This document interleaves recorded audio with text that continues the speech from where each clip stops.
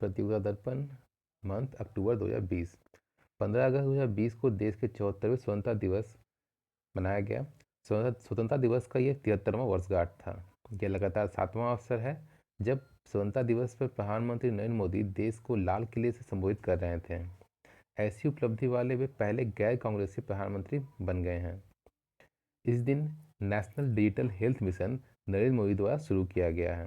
देश में ही उत्पादन को बढ़ावा देने के साथ साथ लोकल फॉर लोकल पर भी बल प्रधानमंत्री नरेंद्र मोदी द्वारा दिया गया है।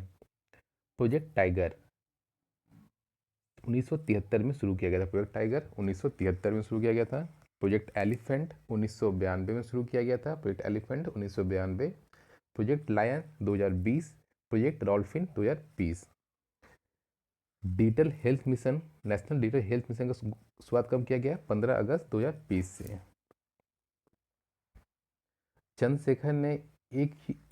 चंद्रशेखर जो हमारे प्रधानमंत्री थे, पूर्व प्रधानमंत्री थे, वो एक बार भी ध्वजारोहण नहीं किए थे। वो इकलौते प्रधानमंत्री जो एक बार भी ध्वजारोहण नहीं किए थे। पैतृक संपत्ति में बेटों के समान ही अधिकार का प्रावधान हिंदू उत्तराधिकार अधिनियम 1956 में संशोधन कर 2005 में किया गया था। कब किया गया था? हिंदू उत्तराधिकार अधिनियम 1956 में संशोधन कर 2005 में किया गया था। पैतृक संपत्ति में बेटियों को बेटों के समान अधिकार का प्रावधान। अभी सॉलिसिटर जनरल कौन है? तुषार मेहता। राष्ट्रीय परीक्षण एजेंसी एनटीए का गठन 2017 में किया गया था। मेडिकल, इंजीनियरिंग, एनईटी आदि की परीक्षाओं का आयोजन करना इसका काम था। एनटीए नेशनल टेस्टिंग एजेंसी का गठन कब किया गया है? 2017 में। राष्ट्रीय भर्ती agency NRA national recruitment agency का गठन 19 अगस्त 2020 को किया गया है। नेशनल रिक्रूटमेंट एजेंसी का गठन 19 अगस्त 2020 को किया गया है। इसके साथ ही सीईटी परीक्षा का आयोजन वर्ष में 2 बार किया जाएगा और इसके परिणाम की वैधता 3 वर्ष रहेगी। एनटीए का गठन 2017 में किया गया है। एनआरए का गठन 19 अगस्त 2020 को किया गया है।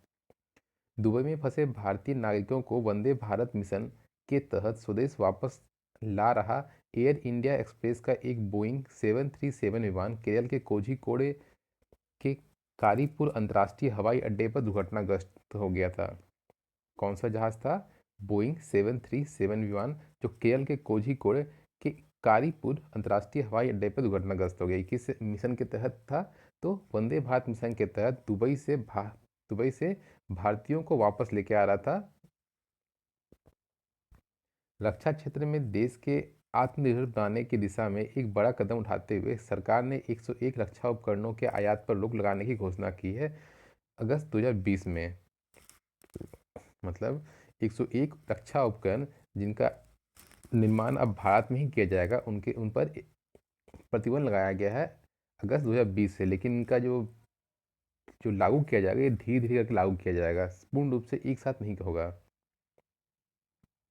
101 उपकरण है। आवास एवं शहरी मामलों के मंत्रालय ने वर्ष 2020 में स्वच्छ सर्वेक्षण पुरस्कार का वितरण की घोषणा की, जिसका वितरण कौन किए? श्री हरिपद सिंह पुरी ने किया है। जिसे वितरण श्री हरदीप सिंह पुरी ने किया है। हरदीप सिंह पुरी ने किया है।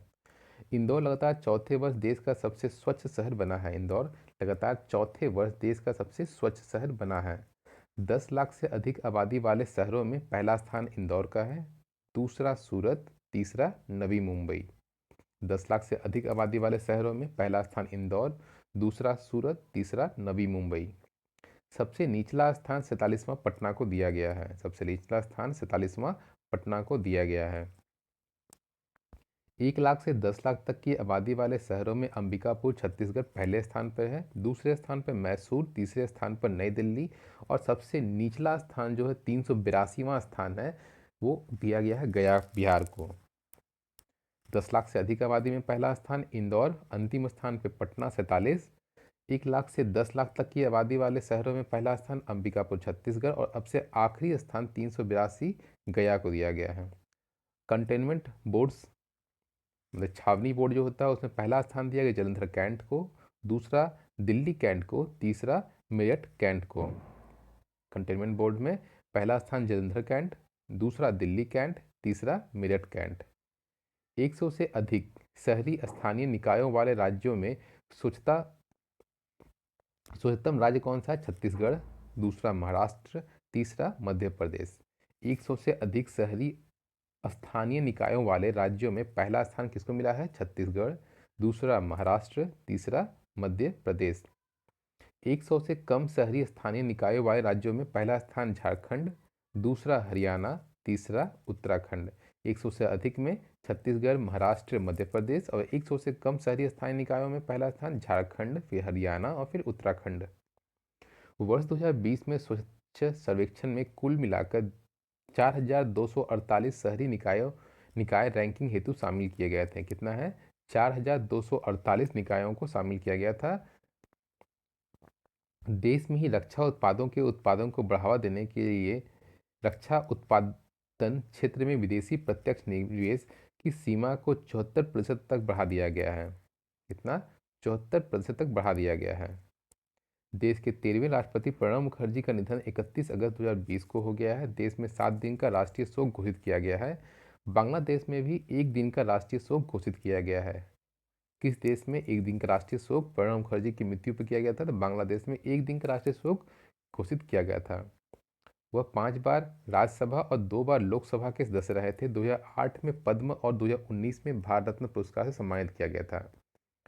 13वें राष्ट्रपति थे प्रणब मुखर्जी। 1 दिन का राष्ट्रीय शोक बांग्लादेश में किया गया था। 5 बार राज्यसभा, 2 बार लोकसभा सांसद रहे थे और 2008 में पद्म पुरस्कार, 2019 में भारत रत्न प्रदान किया गया था।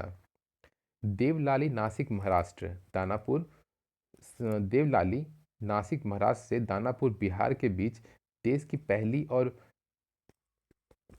बरौनी बिहार से टाटानगर झारखंड के बीच दूसरी किसान रेलगाड़ी का परिचालन किया गया था। कहाँ से कहाँ तक? देवलाली नासिक महाराष्ट्र में है और दानापुर जो बिहार में है। यहाँ पर इन दोनों के स्टेशनों के बीच में देश की पहली किसान रेलगाड़ी चालू की गई थी और दूसरी बरौनी से टाटानगर के बीच में चालू की गई थी। अमेरिकी राष्ट्रपति ट्रंप के प्रयासों से संयुक्त अरब अमीरात और इजराइल के बीच ऐतिहासिक समझौता हुआ है, जिसे अब्राहम समझौता या वाशिंगटन की मध्यस्थता के वाशिंगटन के मध्यस्थता से संपन्न समझौते के नाम से जाना जा रहा है।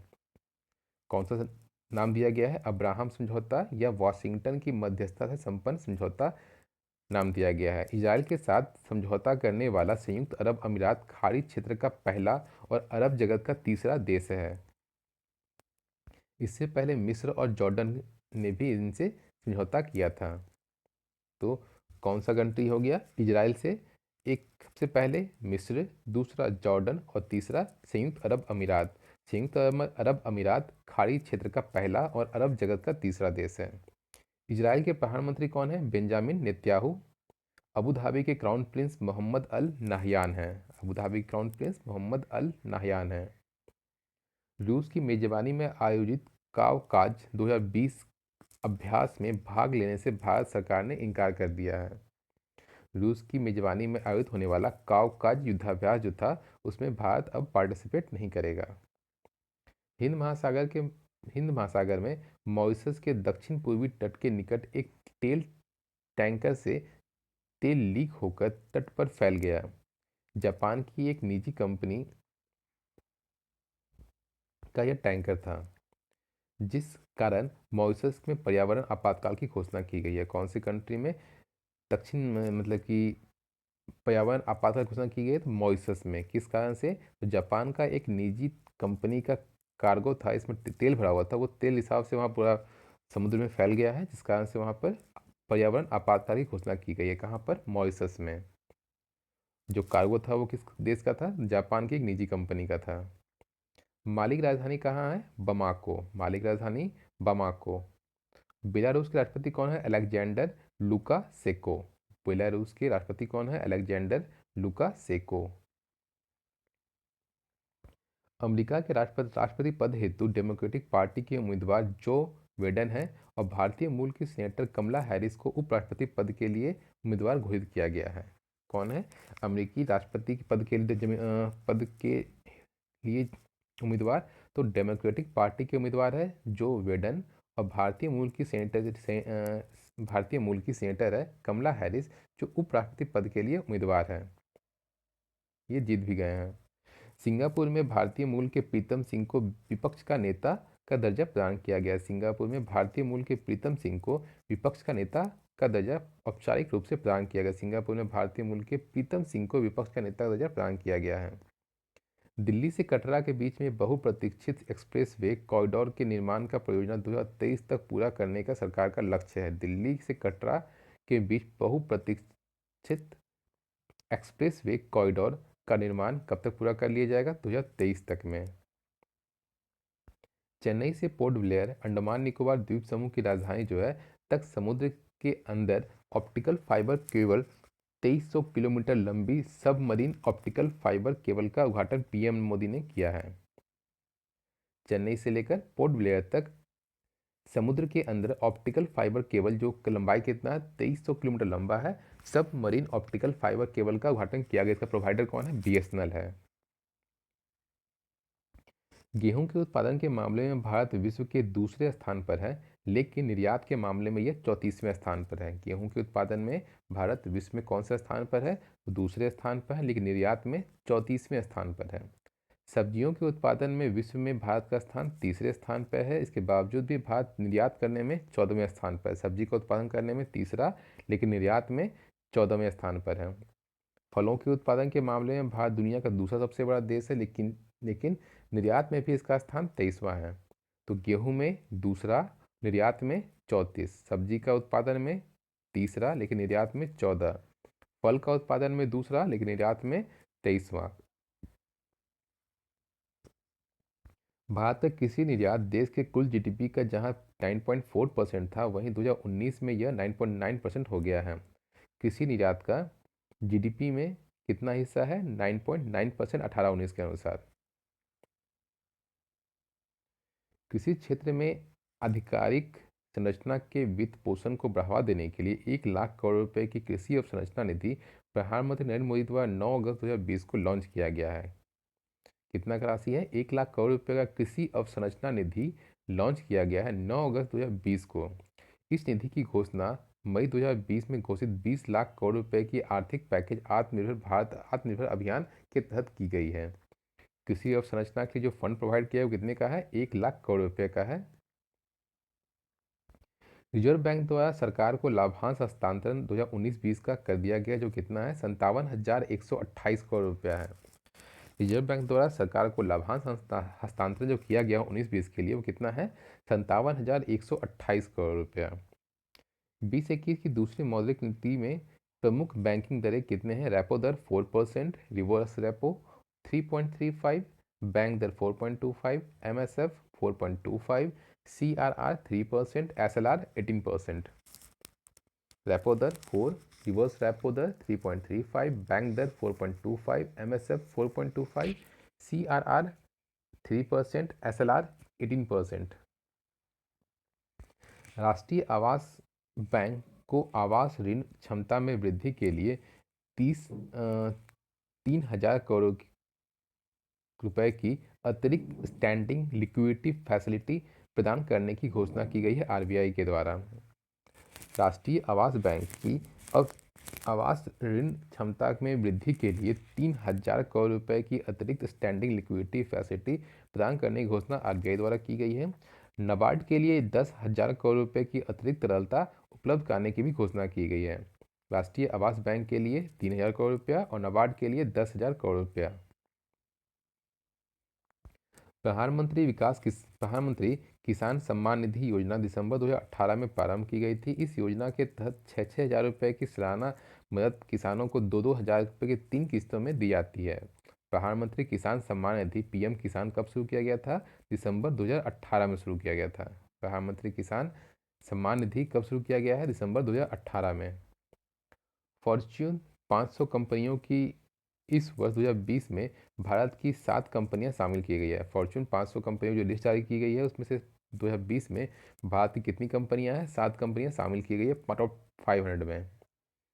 सबसे ऊपर इनमें कौन सा? रिलायंस इंडस्ट्री जो 96 स्थान पर है, इंडियन ऑयल 151 स्थान पर है, ओएनजीसी 190 स्थान पर है, SBI 221, Bharat petroleum 309, Tata Motors 337, Rajesh inter export 462 स्थान पे है। वॉलमार्ट अमेरिका की जो कंपनी है वो सबसे ऊपर अभी है टॉप 500 में। फिर से रिलायंस इंडस्ट्री टॉप 500 में कौन सी है विश्व की? रिलायंस इंडस्ट्री 96 स्थान पर है। Indian oil 151, ONGC 190, SBI 221, Bharat petroleum 309, Tata Motors 337, Rajesh export 462। उड़ान योजना के चौथे चरण में 78 हवाई मार्गों को मंजूरी दी गई है। उड़ान योजना के चौथे चरण में कितना दिया गया है? तो 78 हवाई मार्गों को मंजूरी दी गई है, 78। अभी तक इस योजना में 766 विभिन्न हवाई मार्गों को मंजूरी प्राप्त थी। टोटल में कितना था पहले? 766 पहले था, 766। अभी कितना मिल गया चौथे चरण में? 78 हवाई मार्ग को फिर से नया मंजूरी दिया गया है। प्रधानमंत्री जनधन योजना ने अपने 6 वर्ष 28 अगस्त 2020 को पूरे कर लिए हैं। प्रधानमंत्री जनधन योजना PMJDY का कितना वर्ष पूरा हो गया? 6 वर्ष 28 अगस्त 2020 को, जिसकी शुरुआत की घोषणा 15 अगस्त 2014 को की गई थी और 28 अगस्त 2014 को इसकी शुरुआत की गई थी। प्रधानमंत्री जनधन योजना का घोषणा कब किया गया था?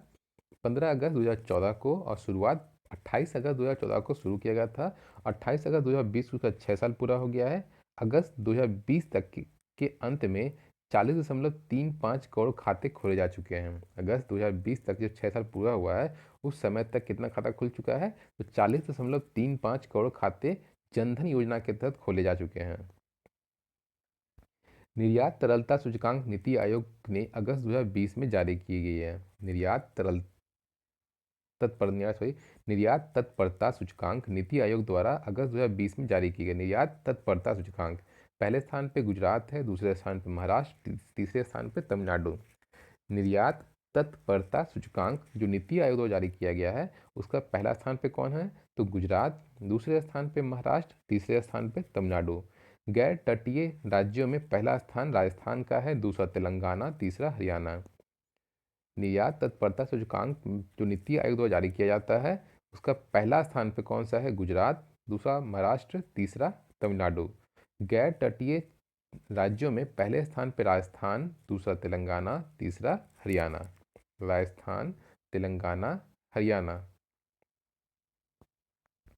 हिमालयी क्षेत्रों में उत्तराखंड, त्रिपुरा और उत्तराखंड। हिमालय क्षेत्रों में कौन सा है? मतलब पर्वतीय क्षेत्र जो है उसमें उत्तराखंड, त्रिपुरा और उत्तराखंड है। उत्तराखंड, सॉरी यहाँ पे गलती हो गया है, सुधार करना पड़ेगा इसको। केंद्र शासित प्रदेशों में पहला स्थान पे कौन है? यूटी में दिल्ली, गोवा, चंडीगढ़। यूटी में पहला स्थान पे कौन है? दिल्ली, गोवा, चंडीगढ़। नीति आयोग के अध्यक्ष कौन है? राजीव कुमार। उपायोग का सीईओ कौन है? अमिताभ कांत। नीति आयोग के उपाध्यक्ष कौन है? राजीव कुमार और CEO Amitabh Kant. RORO, roll on roll of. RORO का फॉर्म क्या है? Roll on roll of. यह एक ऐसी परिवहन प्रणाली है जिसके तहत कारों, ट्रकों व टेलर्स जैसे वाहनों को परिवहन रेल या पोत आदि के द्वारा किया जाता है। RORO, roll on roll of. Satyapal Malik अब मेघालय के नए राज्यपाल नियुक्त किए गए हैं। सत्यपाल मलिक अब मेघालय के नए राज्यपाल नियुक्त किए गए हैं। भगत सिंह कोश्यारी जो मुंबई महाराष्ट्र के राज्यपाल हैं उनको गोवा का भी अतिरिक्त प्रभार दिया गया है। प्रदीप कुमार जोशी, प्रदीप कुमार जोशी यूपीएससी के नए अध्यक्ष है। प्रदीप कुमार जोशी यूपीएससी के नए अध्यक्ष नियुक्त किए गए हैं। गिरीश चंद्र मुर्मू भारत के नए नियंत्रक एवं महालेखा परीक्षक नियुक्त किए गए हैं। गिरीश चंद्र मुर्मू भारत के नए नियंत्रक एवं महालेखा परीक्षक नियुक्त किए गए हैं। राकेश अस्थाना को सीमा सुरक्षा बल का महानिदेशक नियुक्त किया गया। राकेश अस्थाना को सीमा सुरक्षा बल का महानिदेशक नियुक्त किया गया है। डीआरडीओ के चेयरमैन जी सतीश रेड्डी के कार्यकाल को 2 वर्ष के लिए बढ़ा दिया गया है। अगस्त 2020 में डीआरडीओ के चेयरमैन कौन है? जी सतीश रेड्डी। राजीव कुमार भारत के चुनाव आयोग में नए आयुक्त बनाए गए हैं। राजीव कुमार भारत के चुनाव आयोग में नए आयुक्त बनाए गए हैं। सुनील अरोड़ा मुख्य चुनाव आयुक्त हैं, जबकि राजीव कुमार के अतिरिक्त अन्य चुनाव आयुक्त सुशील चंद्रा हैं। मुख्य चुनाव आयुक्त कौन है? सुनील अरोड़ा। इनके नीचे जो 2 अतिरिक्त है वो राजीव कुमार है और सुशील चंद्रा है। सुनील अरोड़ा मुख्य, राजीव कुमार और सुशील चंद्रा अतिरिक्त में है। 84 जवानों को वीरता पदक व अन्य अलंकार प्रदान करने की घोषणा की गई। 84 जवानों को वीरता पदक व अन्य अलंकार प्रदान करने की घोषणा की गई है। कीर्ति चक्र जम्मू कश्मीर के police head constable Abdul Rashid Kalas को मरणोपरांत प्रदान किया जाएगा। कीर्ति चक्र किसको दिया गया है? अब्दुल रशीद को। कीर्ति चक्र अब्दुल रशीद को। शौर्य चक्र 9 सैन्य व अन्य कर्मियों को प्रदान किया जाएगा। इसमें 4 मरणोपरांत है। शौर्य चक्र 9 लोगों को दिया जाएगा। कीर्ति चक्र दिया गया है जम्मू कश्मीर के police head constable Abdul Rashid Kalas को। राजीव गांधी खेल रत्न पुरस्कार 2020 Rohit Sharma cricket, Mariyappan Thangavelu para athletic, Manika Batra table tennis, Vinesh Phogat पहलवान, रानी रामपाल हॉकी। 5 लोगों को दिया गया है राजीव गांधी खेल रत्न पुरस्कार। पहला तो दिया है रोहित शर्मा जो क्रिकेट खेलते हैं, Mariyappan Thangavelu para athletic, Manika Batra table tennis, Vinesh Phogat पहलवान, रानी रामपाल हॉकी। इस पुरस्कार की राशि पहले 7.5 लाख थी, इसको बढ़ाकर कर दिया गया 25 लाख। राजीव गांधी खेल रत्न पुरस्कार का राशि कितना कर दिया गया है? 25 लाख, जो पहले था 7.5 लाख।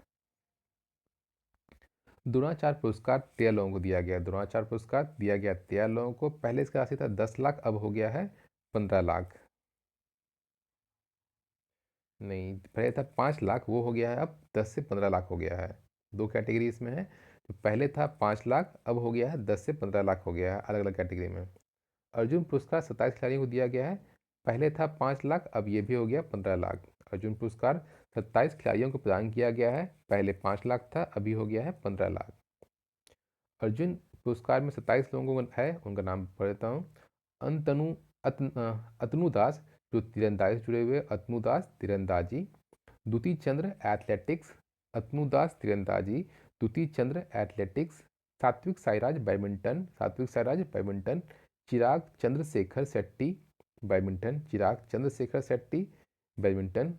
विशेष Bhriguvanshi basketball, Vishesh Bhriguvanshi basketball. Subedar Manish Kaushik boxing, Subedar Manish Kaushik boxing. Lovlina Borgohain boxing, Lovlina Borgohain boxing. Ishant Sharma cricket, Deepti Sharma cricket. Sawant Ajay Anant घुड़सवारी, सावंत अजय अनंत घुड़सवारी। Sandesh Jhingan football, Sandesh Jhingan football. Aditi Ashok golf, Aditi Ashok golf. Akashdeep Singh hockey, Akashdeep Singh hockey. Deepika hockey, Deepak kabaddi, Deepika hockey, Deepak kabaddi. काले सरिका सुधाकर खो खो, काले सरिका सुधाकर खो खो। दत्तू बब्बन भोका नाल नौकायान, दत्तू बाबन भोका नाल नौकायान। Manu Bhaker shooting, Saurabh Chaudhary shooting. Madhurika Suhas Patkar table tennis, Madhurika Suhas Patkar table tennis. Divij Sharan tennis, Divij Sharan tennis. Shiva Keshavan winter sports, Shiva Keshavan winter sports. Divya Kakran कुश्ती, दिव्या ककरन कुश्ती। राहुल अवारे कुश्ती, राहुल अवारे कुश्ती। सुयश नारायण यादव पैरा तैराकी, सूरज नारायण यादव पैरा तैराकी। Sandeep para athletic, Sandeep para athletic. Manish Narwal para shooting, Manish Narwal para shooting. Dhyanchand पुरस्कार 15 खिलाड़ियों को दिया गया है। पहले 5 लाख था, अब हो गया 10 लाख राशि इसका पुरस्कार राशि। ध्यानचंद पुरस्कार 15 खिलाड़ियों को दिया गया है। पहले 5 लाख था, अब हो गया 10 लाख। तेंजिंग नार्गे राष्ट्रीय एडवेंचर पुरस्कार 2019 8 खिलाड़ियों को दिया गया है। तेंजिंग नार्गे राष्ट्रीय एडवेंचर पुरस्कार दिया गया है 8 लोगों को। तेंजिंग नार्गे राष्ट्रीय एडवेंचर पुरस्कार 8 लोगों को दिया गया है। मौलाना अबुल कलाम आज़ाद ट्रॉफी 2019-20 के लिए यह ट्रॉफी पंजाब यूनिवर्सिटी चंडीगढ़ को दिया गया। मौलाना अबुल कलाम आज़ाद ट्रॉफी 2019-20 के लिए पंजाब यूनिवर्सिटी चंडीगढ़ को दिया गया है। मौलाना अबुल कलाम आज़ाद ट्रॉफी पंजाब यूनिवर्सिटी चंडीगढ़ को दिया गया है। इस वर्ष खेल पुरस्कारों हेतु पात्र खिलाड़ियों के चयन हेतु सर्वोच्च न्यायालय के सेवानिवृत्त न्यायाधीश न्यायमूर्ति मुकुंदम शर्मा की अध्यक्षता में चयन समिति का गठन किया गया था। जो ये पुरस्कार दिए गए हैं, राजीव गांधी खेल रत्न पुरस्कार, द्रोणाचार्य या जो भी पुरस्कार दिए गए हैं, इसके लिए जो कमेटी बनाया गया है चयन करने के लिए, उनका अध्यक्ष कौन था? न्यायमूर्ति मुकुंदम शर्मा। दीपांकर घोष को सर्वश्रेष्ठ पॉलिटिकल रिपोर्टिंग के लिए तथा पीपुल्स आर्chiव ऑफ रूरल इंडिया की टीम को एनवायरमेंट रिपोर्टिंग के लिए पत्रकारिता के क्षेत्र में प्रेम भाटिया पुरस्कार अगस्त 2020 में प्रदान किया गया है। किसको दिया गया है? दीपांकर घोष सर्वश्रेष्ठ पॉलिटिकल रिपोर्टिंग और पीपुल्स आर्chiव ऑफ रूरल इंडिया परी, पीपुल्स आर्chiव ऑफ रूरल इंडिया का शॉर्ट फॉर्म क्या है? परी की टीम को एनवायरमेंट रिपोर्टिंग के लिए पत्रकारिता के क्षेत्र का प्रेम भाटिया पुरस्कार अगस्त 2020 में प्रदान किया गया है। प्रेम भाटिया पुरस्कार दीपांकर घोष और परी की टीम को प्रदान किया गया है। दीपांकर घोष को पॉलिटिकल रिपोर्टिंग के लिए और परी को एनवायरमेंटल रिपोर्टिंग के लिए दिया गया है। पंडित जसराज, इनका निधन हो गया। ये कौन थे? शास्त्रीय गायक थे। चेतन चौहान टेस्ट क्रिकेटर थे। राहत इंदौरी उर्दू शायर थे।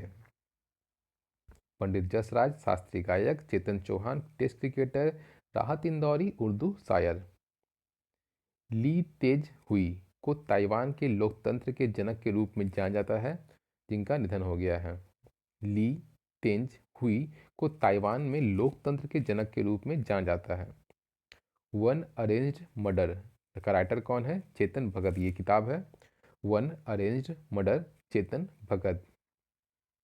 थारूरो सारूस, शशि थरूर की किताब है। थारूरो सारूस का राइटर कौन है? Shashi Tharoor.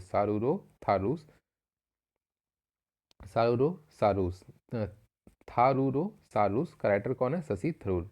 Overdraft saving the Indian saver, Urjit Patel. Overdraft saving the Indian saver का राइटर कौन है? Urjit Patel. Quest for restoring financial stability in India, Viral Acharya. Quest for restoring financial stability in India, Viral Acharya. The anarchy, William del real. Quest for restoring financial stability in India, Viral Acharya.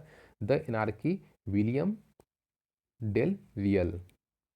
Raw A history of India's covered operation के writer कौन है? Yatish Yadav.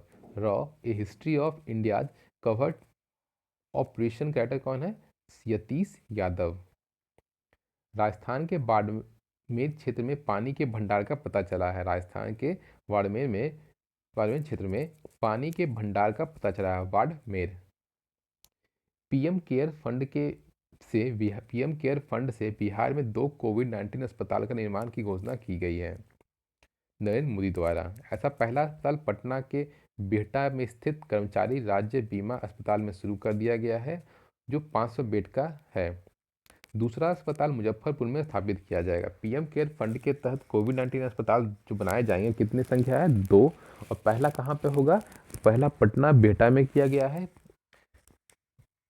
ESIC अस्पताल में, और दूसरा मुजफ्फरपुर में किया जाएगा। इनका क्षमता कितना है? 500 बेड की क्षमता है। दिल्ली पुलिस की आवासीय कॉलोनियों के लिए धन्वंतरी रथ नामक मोबाइल इकाई का संचालन किया जाएगा। दिल्ली पुलिस की आवासीय कॉलोनियों के लिए धन्वंतरी रथ नामक मोबाइल इकाई का संचालन किया जाएगा। धन्वंतरी रथ दिल्ली पुलिस द्वारा शुरू किया गया है। भारत के महेंद्र सिंह धोनी कप्तान के रूप में 211 छक्कों का विश्व रिकॉर्ड को इयान मॉर्गन ने तोड़ दिया है। भारत के महेंद्र सिंह धोनी के कप्तान के रूप में 211 छक्कों का विश्व रिकॉर्ड को कौन तोड़ दिया है? इयान मॉर्गन, जो इंग्लैंड के कैप्टन हैं। अंतर्राष्ट्रीय क्रिकेट में सर्वाधिक छक्कों का विश्व रिकॉर्ड क्रिस गेल के नाम है, 462 छक्के। धोनी के नाम था एज ए कैप्टन 211 छक्का, जिसका रिकॉर्ड कौन तोड़ दिया है? इयान मॉर्गन, इंग्लैंड का कैप्टन है। और अंतर्राष्ट्रीय क्रिकेट में सर्वाधिक छक्के का रिकॉर्ड किसके नाम है? क्रिस गेल, 462 छक्के हैं। जर्मनी की महिला क्रिकेटर अनुराधा डोडा बल्लापुर ने 4 गेंदों पर 4 विकेट ले टी20 का महिलाओं का 19वां हैट्रिक बनाया है। जर्मनी की महिला क्रिकेटर है अनुराधा डोडा बल्लापुर। इन्होंने 4 गेंदों पर 4 विकेट लेकर टी20 महिलाओं का 19वां हैट्रिक बनाया है। टी20 विश्व कप 2021 का आयोजन भारत में किया जाएगा। T20 विश्व कप 2022 ऑस्ट्रेलिया में। ओडीआई का 13वां विश्व कप 2023 में भारत में। और ओडीआई का 12वां विश्व कप महिलाओं का 2022 में न्यूजीलैंड में किया जाएगा। T20 का विश्व कप 2021 में भारत में। T20 विश्व कप 2022 ऑस्ट्रेलिया में। ओडीआई का 13वां विश्व कप भारत में 2023 में। ओडीआई का 12वां विश्व कप महिलाओं का कहाँ पे होगा? न्यूजीलैंड में होगा। ड्रीम 11 इस वर्ष आईपीएल 2020 का टाइटल प्रायोजक कंपनी थी। इसने 222 करोड़ रुपए में बोली लगाई थी। ड्रीम 11 इस वर्ष आईपीएल 2020 का टाइटल प्रायोजक कंपनी थी, जिसने 222 करोड़ रुपए में बोली लगाई थी। क्रिकेट के हॉल ऑफ फेम में शामिल 2020 के खिलाड़ी का नाम क्या क्या है? जैक कैलिस साउथ अफ्रीका के हैं, जहीर अब्बास पाकिस्तान के हैं, लीसा स्टेलकर ऑस्ट्रेलिया के हैं। 3 लोगों को इस बार हॉल ऑफ फेम में शामिल किया गया है। वो कौन कौन है? Jack Kallis South Africa, Zaheer Abbas Pakistan, Lisa Sthalekar Australia.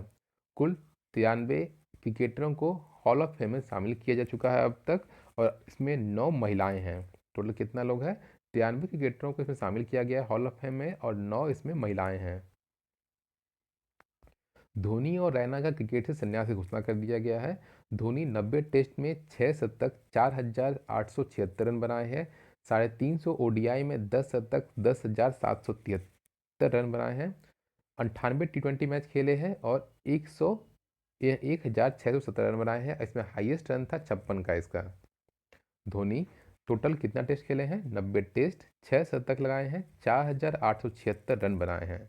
350 ODI खेला है, 10 शतक बनाए हैं, 10,777 रन बनाए हैं। 98 T20, 56 हाईएस्ट रन, 1,617 रन है। कुल 332 अंतर्राष्ट्रीय मैचों में भारत की मेजबानी की है धोनी ने। टेस्ट में सर्वोत्तम स्कोर कितना है? 224 का। ओडीआई में 183 का। T20 में 56 का हाईएस्ट स्कोर है। टोटल 332 अंतर्राष्ट्रीय मैचों में भारत की मेजबानी धोनी ने की है। टेस्ट का सर्वोत्तम स्कोर 224, ओडीआई का 183 और T20 का 56। T20 ने अपने अंतर्राष्ट्रीय क्रिकेट का शुरुआत 2014-2004 में दिसंबर में किया था, बांग्लादेश के अगेंस्ट में ओडीआई में किया था। शुरुआत दिसंबर 2004 में बांग्लादेश के विरुद्ध ओडीआई से की थी। वंदे भारत रेलगाड़ियों का परिचालन 2 रूट मार्गों पर किया जा रहा है: नई दिल्ली वाराणसी, नई दिल्ली कटरा। वंदे भारत मिशन वंदे भारत रेलगाड़ी का परिचालन 2 रूट मार्गों पर किया जा रहा है। एक है नई दिल्ली वाराणसी, दूसरा नई दिल्ली कटरा। 44 वंदे भारत रेलगाड़ी चलाने का रेलवे की योजना है। टोटल कितना जाना है? 44 अभी और योजना है। 2 चालू हो चुका है, वो कहाँ कहाँ है? नई दिल्ली से वाराणसी और दूसरा नई दिल्ली से कटरा के बीच में। टोटल 44 वंदे भारत रेलगाड़ी चलाने की योजना है रेलवे मंत्रालय की। महाराष्ट्र के अकोला में भारत एयर फाइबर सेवाएं बीएसएनएल द्वारा भारत सरकार की डिजिटल इंडिया पहलों के एक हिस्से के रूप में प्रस्तुत की गई है। महाराष्ट्र में के अकोला में भारत एयर फाइबर सेवाएं बीएसएनएल द्वारा भारत सरकार की डिजिटल इंडिया पहलों के एक हिस्से के रूप में प्रस्तुत की गई है। इसका लक्ष्य बीएसएनएल एक्सचेंज से 20 किलोमीटर के दायरे में वायरलेस कनेक्टिविटी उपलब्ध कराना है। बाउल एक प्रकार का आध्यात्मिक लोक गायन है जो ग्रामीण बांग्लादेश और पश्चिम बंगाल में प्रचलित है। क्या नाम है? बाउल। बाउल क्या है? जो बांग्लादेश ग्रामीण क्षेत्र और पश्चिम बंगाल में प्रचलित है। यूनेस्को ने भी इसे 2005 में सांस्कृतिक विरासत की सूची में शामिल किया है। बाउल पंथ, जाति और धर्म से परे और तंत्र, सूफीवाद, वैष्णववाद और बौद्ध धर्म का मिश्रण है। बाउल क्या है? एक आध्यात्मिक लोक गायन है जो ग्रामीण बांग्लादेश और पश्चिम बंगाल में प्रचलित है। जम्मू कश्मीर में चिनाब नदी पर बन रहे विश्व के सबसे ऊंचे रेलवे पुल का कुल कश्मीर घाटी को शेष भारत से जोड़ेगी। इस पुल की ऊंचाई 467 मीटर 467 मीटर होगी। यह नदी तल से 359 मीटर ऊंची होगी। जम्मू कश्मीर में चिनाब नदी पर बन रहा विश्व का सबसे ऊंचा पुल, इसका ऊंचाई कितना है? 467 मीटर। यह नदी तल से 359 मीटर ऊंचा रहेगा। ये कहाँ किसको जोड़ेगा? कश्मीर घाटी को शेष भारत से जोड़ेगा, जो किस नदी पर है? चिनाब नदी पर है। ये विश्व का सबसे ऊंचा रेलवे पुल है। इसका ऊंचाई कितना है? 467 मीटर, नदी तल से 359 मीटर। सी सिकनेस एक वर्ड, कॉमन वर्ड भी है। तो समुद्र या पानी में यात्रा के दौरान मितली, उल्टी और चक्कर आने जैसी समस्या को सी सिकनेस कहते हैं। Black rock Android malware Trojan श्रेणी का वायरस का हमला अभियान वैश्विक स्तर पर सक्रिय है। ब्लैक रॉक एंड्रॉयड क्या है? ये एक वायरस है, मोबाइल एंड्रॉयड वायरस है। ब्लैक रॉक ये किस श्रेणी का है? मालवेयर ट्रोजन श्रेणी का है। फ्रंट रनिंग, फ्रंट रनिंग का मतलब क्या होता है? ऐसे अनैतिक व्यापार जिसमें अग्रिम सूचना के आधार पर इकाइयों के सौदे से पहले शेयरों का खरीद बिक्री किया था। फ्रंट रनिंग का मतलब क्या होता है? किसी भी कंपनी के बिकने से या खरीदने से पहले ही उसका शेयर का बिकना, बेचना और खरीदना होता है फ्रंट रनिंग। सोनम शेरिंग लेपचा को लोक संगीत के क्षेत्र में उनके योगदान के लिए 2007 में पद्मश्री से सम्मानित किया गया था। सोनम शेरिंग लेपचा को लोक संगीत के क्षेत्र में उनके योगदान के लिए 2007 में पद्मश्री से सम्मानित किया गया था। आईडीबीआई बैंक ने किसानों की साख का आकलन करने के लिए सैटेलाइट डेटा का उपयोग करने का फैसला किया है। कौन सा बैंक किसानों की मतलब कि साख प्रोवाइड करने से, मतलब ऋण फंड प्रोवाइड करने से पहले उनके ज़मीन का आकलन करेगा सैटेलाइट से? तो वो आईडीबीआई बैंक है। कर्नाटक नई शिक्षा नीति को लागू करने वाला पहला राज्य बन गया। कर्नाटक नई शिक्षा नीति को लागू करने वाला पहला स्टेट बन गया। कर्नाटक नई शिक्षा नीति को लागू करने वाला पहला स्टेट बन गया है। इसको नई शिक्षा नीति को बनाने में अध्यक्षता किसने की थी? के कस्तूरी रंगन। बाइचिंग भूटिया के नाम पर एक स्टेडियम का नाम रखा जाएगा। बाइचिंग भूटिया के नाम पर एक स्टेडियम का नाम रखा जाएगा। वो कहाँ पे बन रहा है? सिक्किम में बन रहा है। बाइचिंग भूटिया के नाम पर एक स्टेडियम का नाम होगा जो कहाँ बनेगा? सिक्किम में बन रहा है। वर्तमान में अंतर्राष्ट्रीय सौर गठबंधन में 122 सदस्य देश है। इसका स्थापना 2015 में की गई थी। इसका अध्यक्ष भारत है, उपाध्यक्ष है फ्रांस। अंतर्राष्ट्रीय सौर गठबंधन में कितना कंट्री है? 122। मुख्यालय कहाँ है? गुरुग्राम में है। इकलौता है अंतर्राष्ट्रीय मुख्यालय जो भारत में है। स्थापना 2015 में की गई थी। चीन के साथ चीन ने साउथ चाइना सी के 80 जगहों का नाम बदल दिया है। चीन ने साउथ चाइना सी के 80 जगहों के नाम बदल दिए हैं। चीन के साथ लगने वाले दक्षिण चीन सागर जिसे दक्षिण चीन सागर के नाम से जाना जाता है, उस पर खींची गई काल्पनिक रेखा को क्या बोलते हैं? 9 डैश लाइन कहते हैं। 9 डैश लाइन का संबंध किससे है? दक्षिण चीन सागर पर खींची गई रेखा का नाम 9 डैश लाइन है। महात्मा गांधी अब ब्रिटेन के भी सिक्कों पर नजर आएंगे। किस कंट्री के सिक्कों पर महात्मा गांधी का चित्र अंकित रहेगा? तो ब्रिटेन का। नेपाल के धुरी लेक में करीब 3800 वर्ष पुरानी किराट देवी की मूर्ति मिली है जो जमीन से 300 मीटर नीचे दबी मिली थी। नेपाल में धुरी लेक में किस देवी की मूर्ति मिली है? किराट देवी, जो कितना वर्ष पुराना? 3800 वर्ष पुराना और 300 मीटर नीचे था जमीन से। बांग्लादेश सरकार रोहिंग्या को भाषण चार द्वीप, एक द्वीप का नाम है भाषण चार द्वीप जो बंगाल की खाड़ी में स्थित है, इसमें रोहिंग्या वासी जो म्यांमार से आए थे बांग्लादेश में उनको स्थानांतरित करेगा। कहाँ पर? भाषण चार द्वीप। ताइवान में चीनी स्ट्रीमिंग प्लेटफॉर्म iQIYI और टेंसेंट के संचालन पर पूरी तरह से रोक लगा दिया गया है। ताइवान में चीनी स्ट्रीमिंग प्लेटफॉर्म जो है iQIYI और टेंसेंट, दो कंपनी जो है का संचालन पर पूरी तरह से रोक लगा दिया है। कहाँ पर? ताइवान में।